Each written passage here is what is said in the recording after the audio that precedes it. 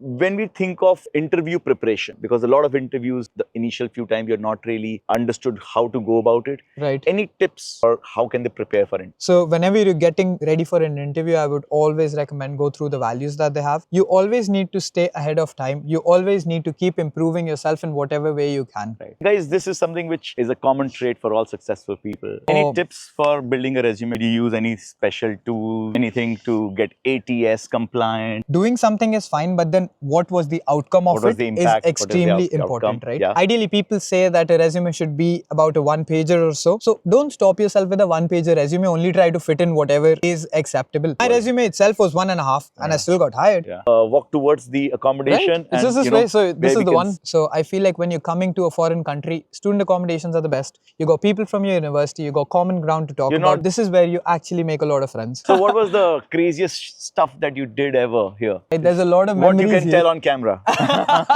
If you are looking to study abroad, then watch this full video and subscribe to our channel to stay updated. I'm going to keep asking you a few questions while we are here. Feel free. A lot of people talk about resume, Right. you know. Do you believe in it that resume needs to be crafted in a certain way? And if yes, then any tips about that? Every particular sector, right, it has its own structure in place, right? So I've seen my friends' resumes who are working in marketing just now. So their resumes look extremely different as opposed to what would be on mine, right? So mine, it talks about more on the lines of numbers, right? More on the lines of deliverables that I've been able to offer, right? And it doesn't really have my picture on it as well. But my friend here, so who works in marketing, so he's, because see, marketing is all about trying to sell something, right? So the first thing that a person is going to see about you if they want to hire you, if you're able to sell yourself, right? Of course, that does add value, right? That is a differentiator as well, depending on what sector you want to get into. And honestly, I picked up my template online as well. I was going through a lot of templates that I saw online, what works best for finance. Any tips for building a resume for finance? I mean, did you use any special tool, anything to get ATS compliant and all of that stuff? I did actually. So for that, I mean, ChatGPT, of course. So what I used to do is the rough draft that I had for my resume, right? So I uploaded that on ChatGPT. I told it what I've done, right? And I told it that I need numbers on this because I feel like for us in finance, we need a lot of numbers, right? We need to show what we've done, how we've performed overall, right? So, and of course, people who are evaluating your resume are also very analytical. People who understand only numbers. Exactly, right? Of course. I mean, I'm just starting off in my career, and the manager and the hiring manager, he himself has like close to 15 years of experience. Right. So you cannot fool around there, right? You need to be very realistic, and you can't just say, okay, I was working in finance before, I helped deliver 100% returns. That is just blah blah blah. So that's all nonsense. You cannot do that because the person who is going through your resume, he has 15 to 20 years of experience. Right. So he's not. And he's seen enough of resumes. Exactly. He's seen a shit ton of resumes. Trust me on that, right? For me, I felt like a lot of numbers, they add value, right? Deliverables, what you've delivered actually, as opposed to what you've done. Yeah. Doing something is fine, but then what was the outcome of it is extremely important, right? Yeah. Because this is what people look for, and trying to keep it as short as possible. Ideally, people say that a resume should be about a one-pager or so, but I feel like after a certain amount of time, when you've done a lot, right, and you feel like, okay, this should be out there. So don't stop yourself with a one-pager resume. Only try to fit in whatever is acceptable, because I mean, you're trying to sell yourself there. So why do you want to stop with a one-pager resume which only accommodates 3 or 4 things? So you are saying that it's not like that one page. If you're not doing a one-pager resume, then it's the end of the My world. resume itself was 1.5 and I still got hired. So that's the point. And you used only ChatGPT for sort of I mean, it was ChatGPT, or lately there's DeepSeek as well, right? And then there's some online tools to test your resume for ATS perfection as well. I did, but then I don't really recall the name because those are just like. So you just like you searched that, okay, how can I test? Exactly. So it was not like a specific tool or something that you would always use. It wasn't. But all these tools that I found online for ATS, they usually tend to tell you what you're missing out on and what you should add. So you should definitely use some of those tools. We're going to put a couple of ones which I like in the description. Absolutely. And you guys can use that. About the LinkedIn profile, is there anything you think should happen, should be there in the LinkedIn profile?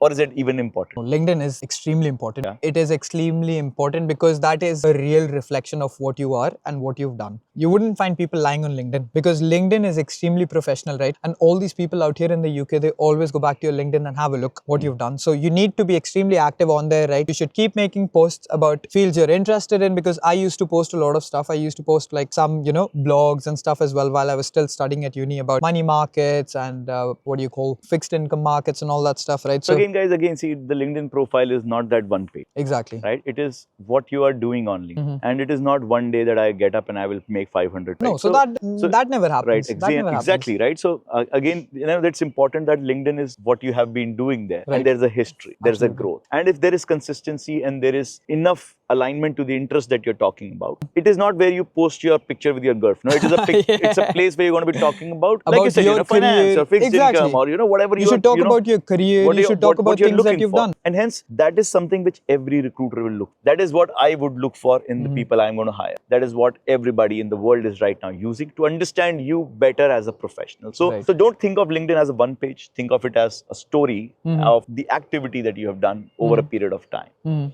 Great to get that validated as well. So because I'm also trying to validate certain points which I keep communicating to our students. When we think of interview preparation, because a lot of interviews happen and the initial few times you're not really understood how to go about it. Right. Any tips for students or how can they prepare for it? So guys, let's take a small pause and let me tell you that I counsel hundreds of students looking to study abroad every month.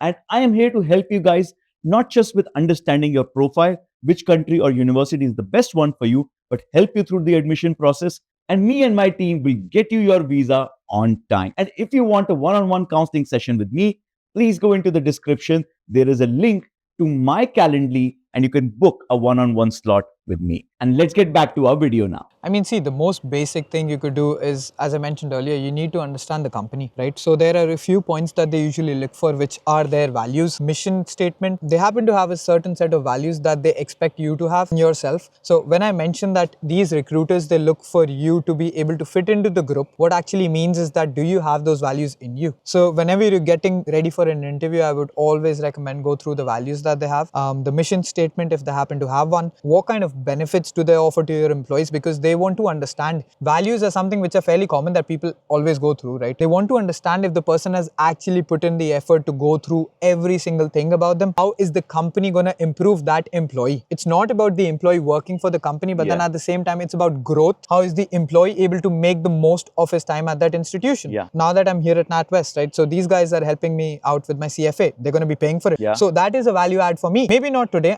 until the point I've cleared it, right? But 5 days down the line, I wouldn't have paid a single penny out of my pocket and I'd still be a CFA because the company is willing to invest in their people. So you should always be aware about what they are doing for their employees, right? If they have any shared schemes, if they have any pension plans, any insurances, right? Any educational offerings, any training offerings. So at NatWest as well. So one of the other things that they have is like wherein you can work in a different team 2 days in 1 week, right? So you can do that. You can get exposed to, markets. You can get exposed to any other division and they'd be happy to do that. They pay you they'll pay you for the day and they'd be happy for you to skip out on your own work. But if you're willing to learn something new in the group, they'd be happy to do that. So they're willing to pay you for that as well. And I feel like that teaches I think this is a lot like of kind things. of like an insight about a company if you have, then truly. Of course. And that can come from researching online or knowing their people, talking to people at that company because they would be experiencing it and they can share it firsthand. But other thing, just to divert, and one thing I've found really common between all the folks that we have been interviewing who are doing full-time work in their domain is that they've not stopped learning. Again, when you mentioned that CFA, everyone I know, somebody who's doing another diploma on the side, you're doing CFA, somebody's trying to do some certification. Everyone is continuing to upskill themselves, continuing to differentiate themselves because differentiation you have today, it will not be there tomorrow. So you have to continue working on it. You've got to keep up with time. Yes. That's what I'm trying to say, right? So CFA is a thing that is in just now. So everyone's trying to get there, right? But 5 years down the line, most of the people you'll see will be CFAs. So there might be something else that you need to there'll be something else that you need to catch up on. Like masters back then, I think like around my dad's time, right? It wasn't too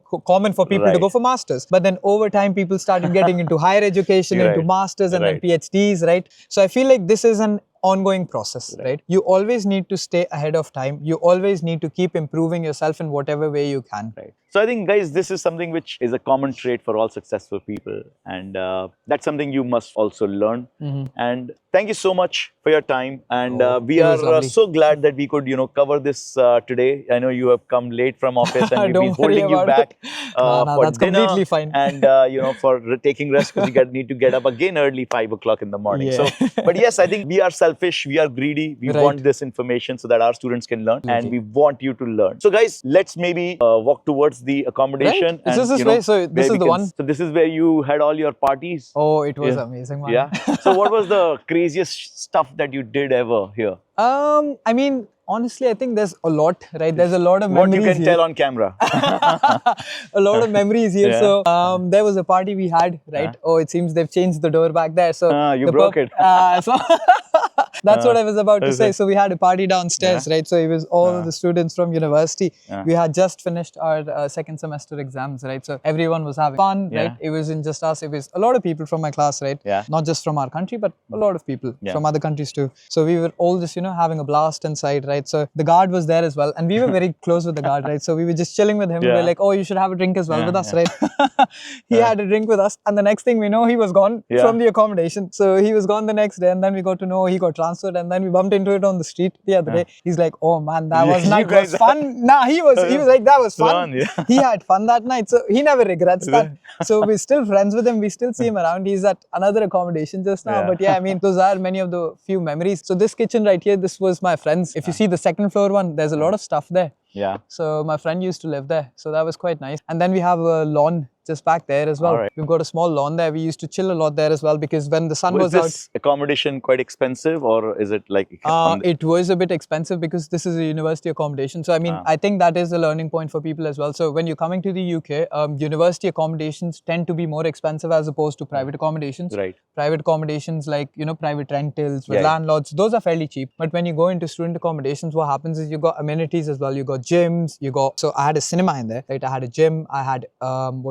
sauna, a spa. So there's a lot of amenities that come along. There's a communal area as well with pool tables and table tennis. So those are things that actually matter. So if someone were to come to the UK, just now I'll always tell them go for a student accommodation because you get to meet people from your university. This is where you actually make a lot of friends, right? So I feel like when you're coming to a foreign country, student accommodations are the best. You got people from your university, you got common ground to talk about. You're not holed up in a apartment or in a house with like 4 or 5 people and they are the ones you end up living with for the next 2 years, 3 years. It shouldn't be that way. But here you have, a lot more people and you get to interact with many more guys. So and it's going to be a lot more international as well. Right. It will push you out of your comfort zone. Exactly. So guys, if you can afford, I think that's one thing which also always helps you. You push you in the right direction. You should always try to go for a student accommodation. I would always suggest that, right? There are accommodations that are relatively cheaper as well, but there are always student accommodations. So always try to go for a student accommodation because that is where you will actually make your lifelong friends. So that is very important. So I think we have taken enough time of our friend and we would like to say goodbye now. And I think that's a lot of information and a lot of positive vibes and a lot of encouragement for anyone who wants to come to the UK, wants to study finance here, wants to build a career here. So I hope you guys enjoyed, and if you did, do subscribe to our channel and share this with all the friends who are looking to study finance anywhere in the world and especially in the UK. So if you want to know more about us, you can just leave a comment as a question and I will make sure that all the questions are answered. That's it guys. Thank you so much. That's Piyush, your study abroad coach, signing out from Glasgow, Scotland. And thank you so much, Harsh. Thanks a lot, Piyush. It was lovely meeting you guys. Same here. Now let's go grab a bite and see you all guys later. If you like this content, please subscribe to our channel and I will see you all in the next video. बढ़िया था? सही? हाँ, बढ़िया था? नहीं अच्छा है अच्छा है. नहीं, Natural अच्छा लगता है. See, I think I could have done this, taken some of your time online and done it on Zoom. But उसमें वो पता है वो impact नहीं आता. Impact नहीं आता. And I'm saying, we tried that and then we said that,